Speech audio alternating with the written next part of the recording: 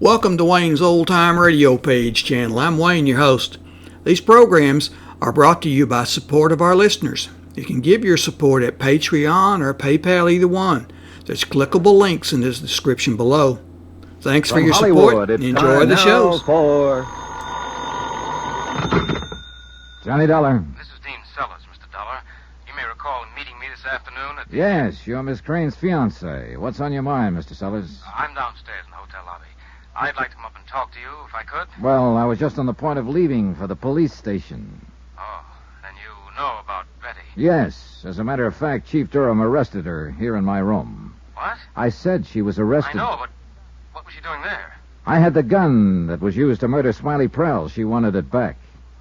What do you mean, wanted it back? Why all the interest in this girl, Mr. Sellers? Well, Is it just because you happen to be engaged to the woman she works for? Well, yes, you might say that. No, that's not it at all. I've got to talk to you. All right. I'll meet you in the hotel bar in 5 minutes.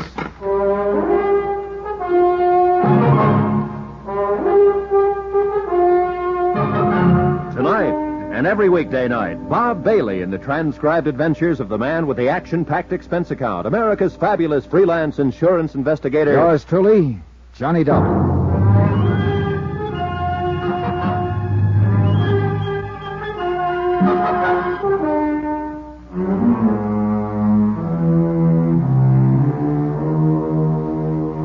From Special Investigator Johnny Dollar, location Kranesburg, Ohio.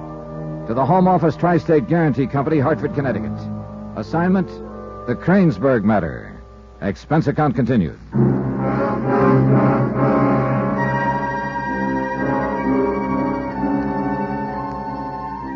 Item 10, $2.75 for 3 brandies straight. 1 for me and 2 for Dean Sellers. Newcomer to Kranesburg, man about town, and fiancé of local socialite Melba Crane. The man who'd given her the pearl necklace that had been stolen from the safe in her home. It had supposedly been an engagement gift, yet now Sellers was flipping his lid because Melba's maid was in a jam. I remembered the scene in the Crane sunroom earlier in the afternoon, and Dean Sellers remembered it too. When you walked up on the porch at the Crane estate and saw Betty and me in each other's arms, you, I thought the obvious, naturally. Yeah, I figured as much. That's why I tried to cover up when I talked to you afterward.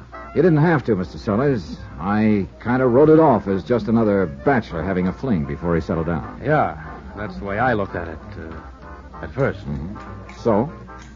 So, it didn't work out that way. How did it work out? I finally realized I was in love with Betty. I see. I know it may sound corny, but it happens to be true. Does Melba Crane know about it? No?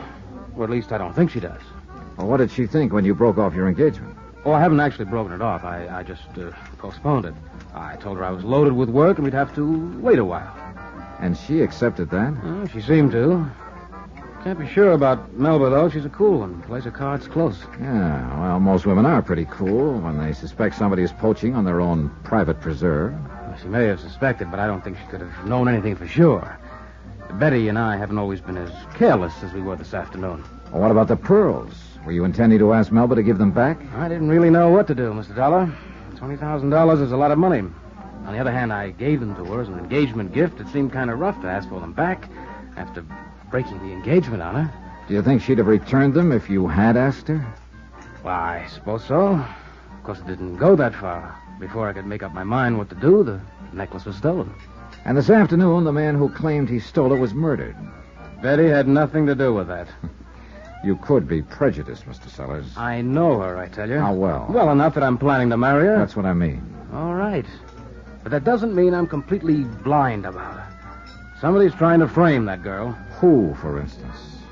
I don't know. And for what reason? I don't know that either. But I do know one thing. When she says she knows nothing about it, she's telling the truth. I admire loyalty myself, Mr. Sellers, but there are a lot of facts against her.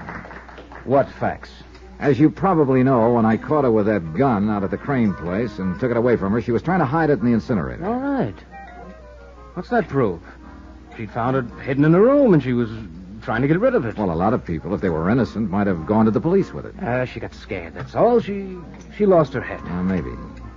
But that's not all that's against her. There are other things, a kind of pattern. What things? That safe at the Crane house was open during the 1 hour of the day that everybody was out somewhere. Including Betty, if you remember. So she claims. And she probably was. I'm not saying she actually committed the theft. She couldn't have. No one except Melba and her uncle Phineas knows the combination to that safe. No. I think Smiley Prell actually did the job. An old-fashioned safe like that would be a cinch for a pro of his talents. Then how do you figure Betty is being involved? Smiley had to know when to do it. And he had to get into the house. There were no locks forced, so he must have had a key. So, of course, the maid must have helped him. Not necessarily, but it sure does add up. And then Smiley Prell was murdered, shot. Are you claiming she did that, too? She was in possession of the gun that killed him. She was caught trying to get rid of it. But why? Why would she kill him if they were in on it together? Well, as you mentioned a couple of minutes ago, $20,000 is a lot of money. Maybe she wanted a whole necklace, not a half of one. You don't know her, that's all. No, you're right. But I do know what the facts seem to point to. Circumstantial evidence, nothing else. True. And not only that, but it leaves you hanging right up in the air. What do you mean? That pearl necklace. Now, there's a fact for you to swallow. As I understand it, the police haven't found it. That's right. It wasn't on Prell's body. And they didn't find it on Betty. If she killed him to get it, where is it? I don't know. Well, if she's arraigned for this, the prosecuting attorney had better know. Because without it, he won't even have a case. I'm quite aware of that, Mr. Sellers.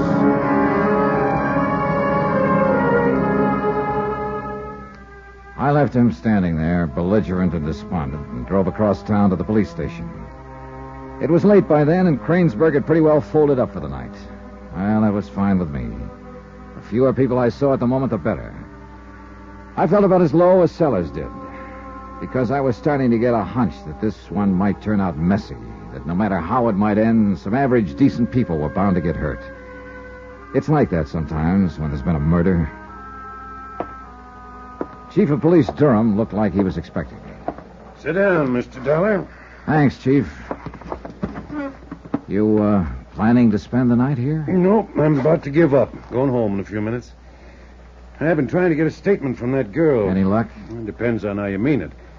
She's willing to talk, all right. Answers anything we ask her. But not the way you want her to answer, is that it? And she won't budge an inch away from that same story. Says she found the gun hidden in her room, was scared because of the robbery last week, and tried to get rid of it. What about Smiley Prell? Claims the first she heard of him was that bulletin on the radio telling about his murder. That's when she got panicky and came to the hotel to get the gun back. And that's all she knows about it, huh? So she claims. We couldn't budge her on it. Uh-huh. You still haven't found any trace of the necklace, huh? Nope. And without it, I doubt if the DA will even issue a complaint. Yeah.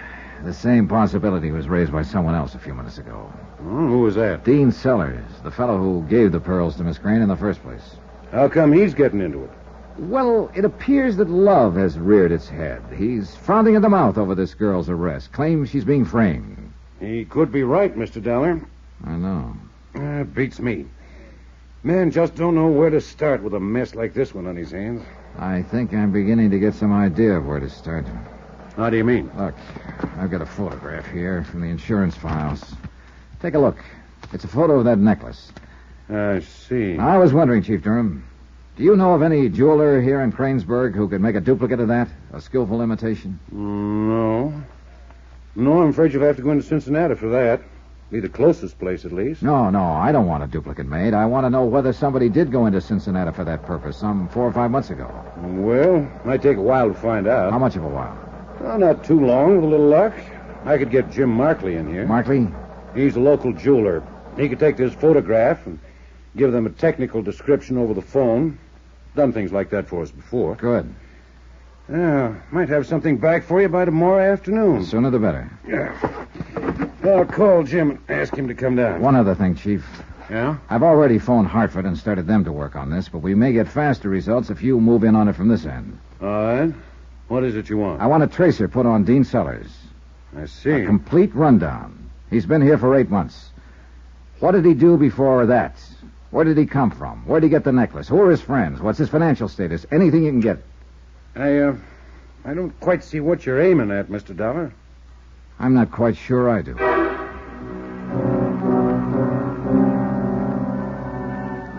It was after midnight, and there was nothing more I could do until the next day, except drive back to my hotel and sack in for the night. It was a good, sensible, conservative intention, and I managed to carry it to the point of taking off my tie and unbuttoning my shirt. The night manager had been pretty upset earlier when Betty Jackson came to my room and then left under arrest. I don't know what he thought when I had my second female visitor.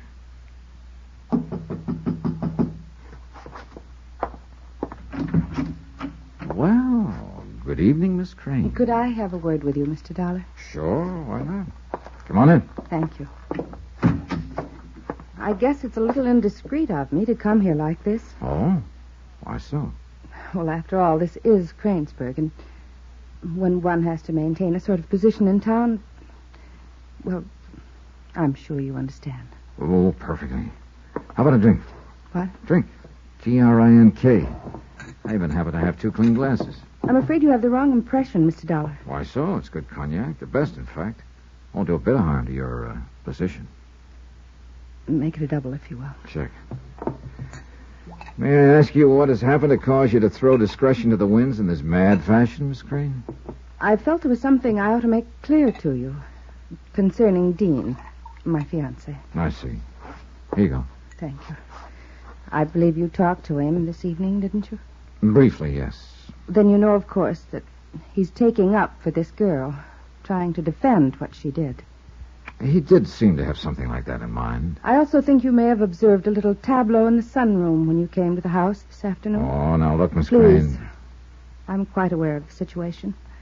I've observed a few of those scenes myself. I'm not a complete fool, you know. Why are you telling me all this? The reason should be obvious. I'm dense. I can only understand what I actually hear. What I mean is, it should be rather apparent that any alibi Dean might supply in a noble attempt to save this poor innocent girl should not be given too much credence. Because he might be prejudiced in her favor? Is there any doubt of it? Your glass is empty. Like another one? Oh, I don't believe I should. Thanks. Aren't you a little prejudiced, Miss Crane, against the girl? Very likely, under the circumstances. Am I to take it, then, that you're on her side, too? I am on the side of the Tri-State Guarantee Company, and if you remember, they're out $20,000 on a necklace that was stolen. I'm here to get it back, that's all. I think I'd better go. I shouldn't have come here at all. Whatever you think. Oh, by the way, has Uncle Phineas talked to you yet? We passed the time of day. That's all? Well, we didn't have much time. The circumstances were a little unusual. Then you've probably been spared some of his wilder imaginings. I wouldn't count on that. What do you mean? Sit down, Miss Crane. Finish your drink. We haven't even started to talk.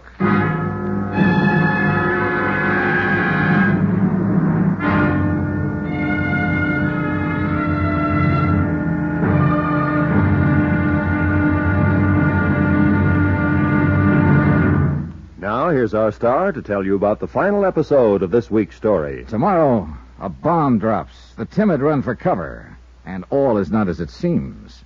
Not even murder. Join us, won't you? Yours truly, Johnny Dollar.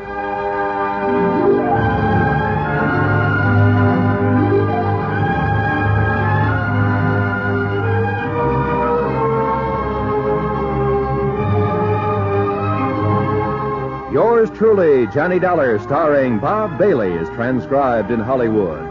Written by Les Crutchfield, it is produced and directed by Jack Johnstone.